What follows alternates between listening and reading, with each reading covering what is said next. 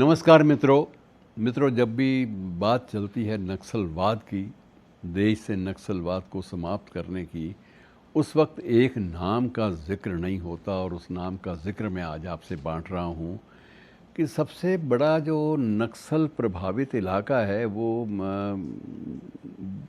बस्तर का क्षेत्र ये माना जाता है कि ये बुनियाद है, यहाँ पर उनकी जड़ें बहुत गहरी हैं।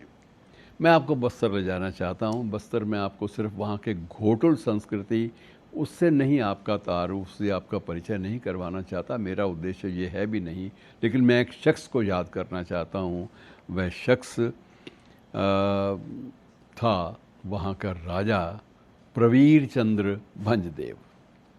प्रवीर चंद्र भंजदेव एक ऐसे राजा थे मित्रों जो खूब पढ़ने लिखने के शौकीन थे, और प्रवीर चंद्र का पुस्तकालय मैंने उन दिनों में देखा है, और वो पुस्तकालय गज़ब का था, जिसमें उन दिनों में भी 20,000 से अधिक ग्रंथ रखे हुए थे।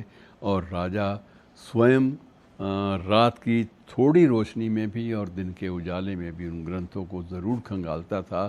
तो राजा प्रवीर चंद्र भंजदेव उसने ब्रिटिश काल में एक इसलिए चुनौती दी थी ब्रिटिश सत्ता को भी, वहाँ के उपनिवेशवाद को भी, कि ये देश तो हमारा है, हम इस देश की मिट्टी से, इस देश के जंगलों से, इस देश के मानस से जुड़े हुए हैं, सांसों का रिश्ता है, इसे आप लोगों की हुकूमत तोड़ नहीं पाएगी। इस ढंग की उसने एक छोटी सी मुक्त छंद में कविता भी उन दिनों में लिखी थी, जो अब चर्चा का विषय नहीं है, क्योंकि प्रवीर चंद्र भंजदेव स्वयं हाशिए पर धकेल दिए गए, ये बात अलग है।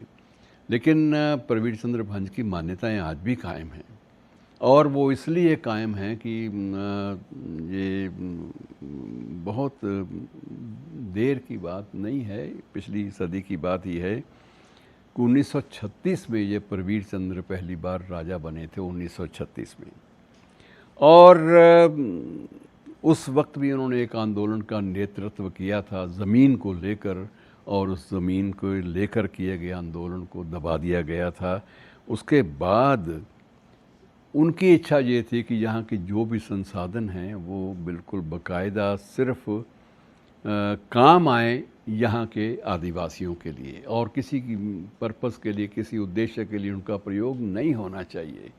तो उस बस्तर नरेश ने एक नई संस्कृति का निर्माण किया था, और अंग्रेज़ों के सभी प्रयास तब सफल नहीं हो पाए थे, कोई भी प्रयास सफल नहीं हो पाया था। दमन का कारण एक ही था कि बस्तर का पूरा क्षेत्र तब भी और आज भी काफ़ी हद तक जंगलों से घिरा हुआ था, दुर्गम मार्ग थे, और उन जंगलों के बीच में दुर्गम मार्गों पर जाकर ब्रिटिश सैनिक भी किसी भी दमन की प्रक्रिया में उलझना नहीं चाहते थे, और उसके विरुद्ध वहाँ पर कोई दमन लंबा चौड़ा नहीं चला।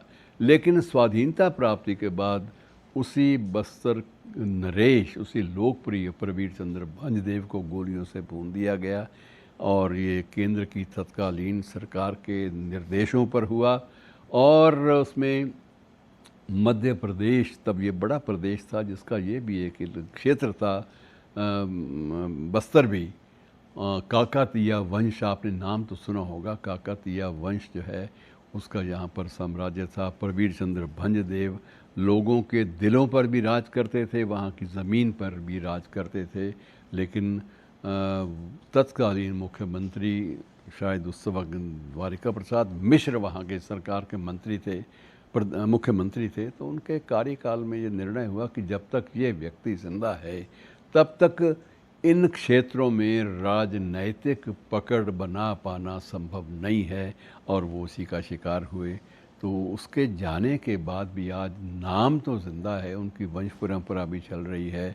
अब उनका जो पोता है वह भी विधिवत औपचारिक रूप से वहाँ की जनता ने, वहाँ के आदिवासियों ने उसको अपना महाराजा चुन लिया है, और वो शख्स लंदन स्कूल ऑफ इकोनॉमिक्स का स्नातक है। और उच्च शिक्षा प्राप्त करने के बाद भी उसे संस्कार उसके नहीं टूटे।